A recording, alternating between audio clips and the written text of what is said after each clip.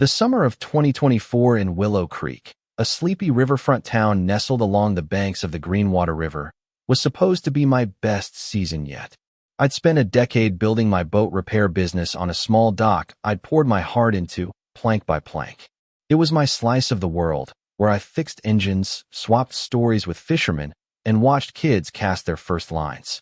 But that June, everything changed when Clara Hensley, the newly elected president of the Riverfront Homeowners Association, decided my dock didn't fit her vision of community elegance. She didn't just come for my livelihood, she came for my soul. It started on a humid Tuesday morning. I was elbow-deep in grease, troubleshooting Mrs. Larson's outboard motor, when I heard boots thumping on my dock. Not the light tread of a curious neighbor, but the heavy, deliberate steps of trouble. I straightened up, wiping sweat and oil on my jeans. And there she was, Clara, flanked by two security guards who looked like they'd rather be anywhere else. She wore a crisp blazer despite the heat, clutching a folder like it held the secrets to the universe. Her smile was all teeth, no warmth, the kind that makes your gut twist. "Mr. Harper," she said, her voice sharp enough to cut glass. "This dock violates Riverfront Enhancement Code, Section 8.4. All waterfront structures must elevate our shared aesthetic." I laughed, thinking it was a joke. My dock had stood here for decades, older than most houses along the river. But Clara wasn't joking. One of the guards snapped a padlock onto my boat launch gate, the click echoing like a gunshot. She handed me a violation notice, 3 pages of nonsense about visual clutter and disrupting migratory fish patterns. The fine? $6,000 for a riverfront improvement fund nobody had ever heard of. Pay within a month, or lose access to my own dock. I pointed at the lock, still warm from the sun. "Got a court order for that." Her smile widened, predatory. "The HOA bylaws grant U.S. authority to protect property values, Mr. Harper. No court order needed." She turned on her heel, her entourage trailing behind, leaving me staring at the barrier that had just choked off my business. By noon, my phone was buzzing with cancellations. 3 clients backed out, their voices apologetic but nervous, like they were afraid to be seen with the guy who'd crossed Clara. Word spreads fast in a town like Willow Creek. Mrs. Larson, still waiting on her boat, gave me a look that was half pity, half fear. I told her the engine would be ready tomorrow, but I wasn't sure I'd have a tomorrow. I spent the afternoon photographing everything: the lock, the notice, the guards lingering just long enough to make it clear this wasn't negotiable. I measured the metal bar across my ramp, 4 feet, 2 inches from the waterline. A clear violation of county codes I'd memorized when I built this place. That night, an email from the River Activities Board landed in my inbox, marked urgent. Attached was a PDF for the annual fishing tournament, the town's biggest event, drawing thousands of visitors and even more dollars. Page 1, highlighted in bold, mandatory launch point, Harper Dock. Someone wanted me to know I had leverage. Clara had locked the only dock zone for the tournament she'd spent months hyping to sponsors.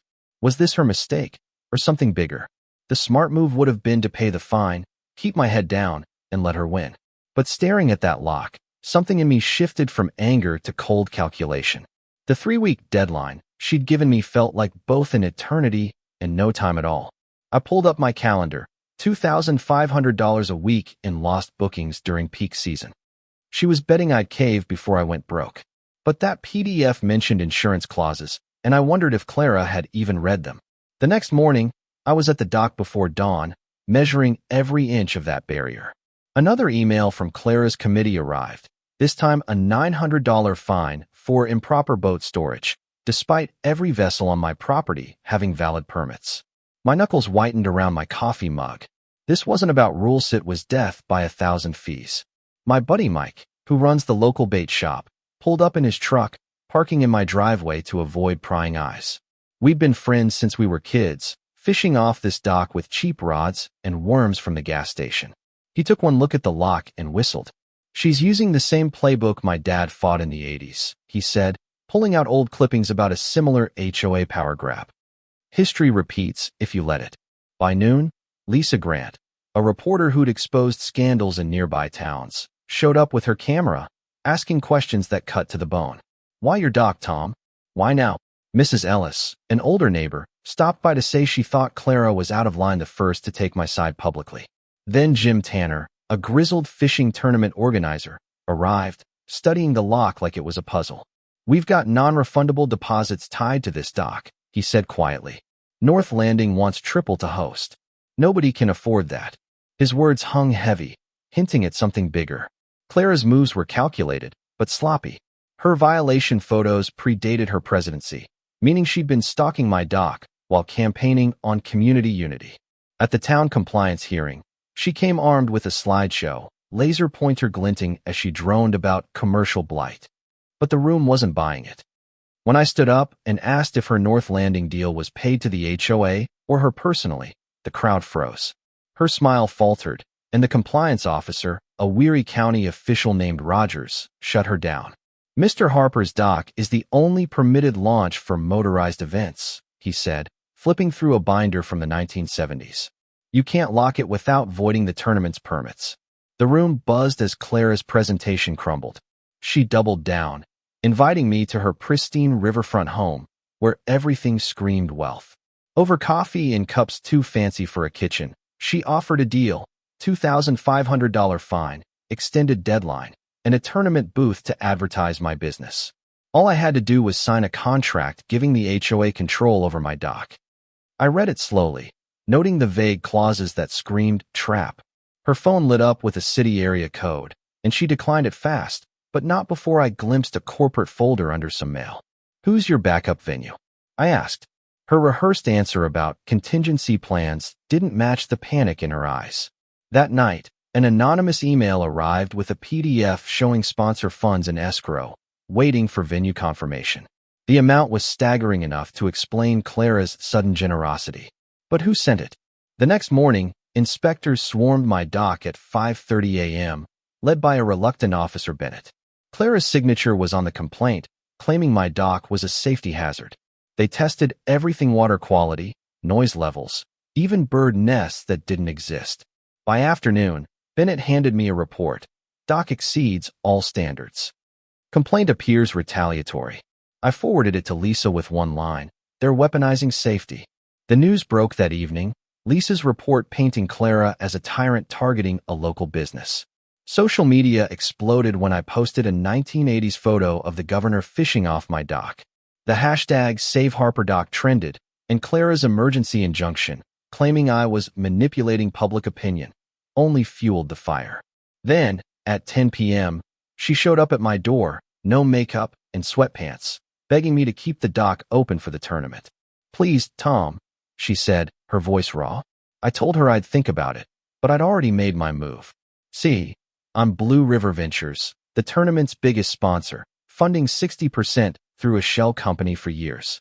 Clara never checked who she was fighting. Her contract, the one she thought caged me, had clauses about venue changes and misconduct clauses she'd violated.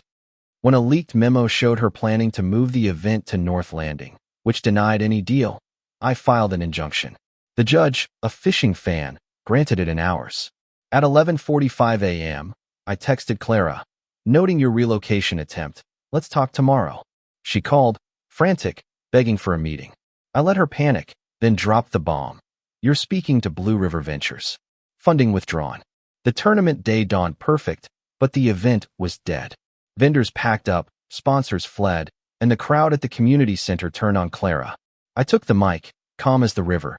"I'm Blue River Ventures. Due to HOA misconduct, funding's gone." The crowd erupted. A no-confidence vote ousted Clara 50-1. She fled, her house for sale by afternoon. I turned my dock into a community trust, free forever, with a plaque that reads, "Harper Public Dock, open to all." Clara thought she could break me in a month. A month later, she was gone, and my dock was a town legacy. I didn't want her humiliation, just my peace. Sometimes justice waits. Sometimes you build it. What would you have done? Signed her deal, or fought like hell? Was I too ruthless, or did Clara deserve it? Drop your thoughts below, hit that like button, and subscribe for more stories of standing your ground.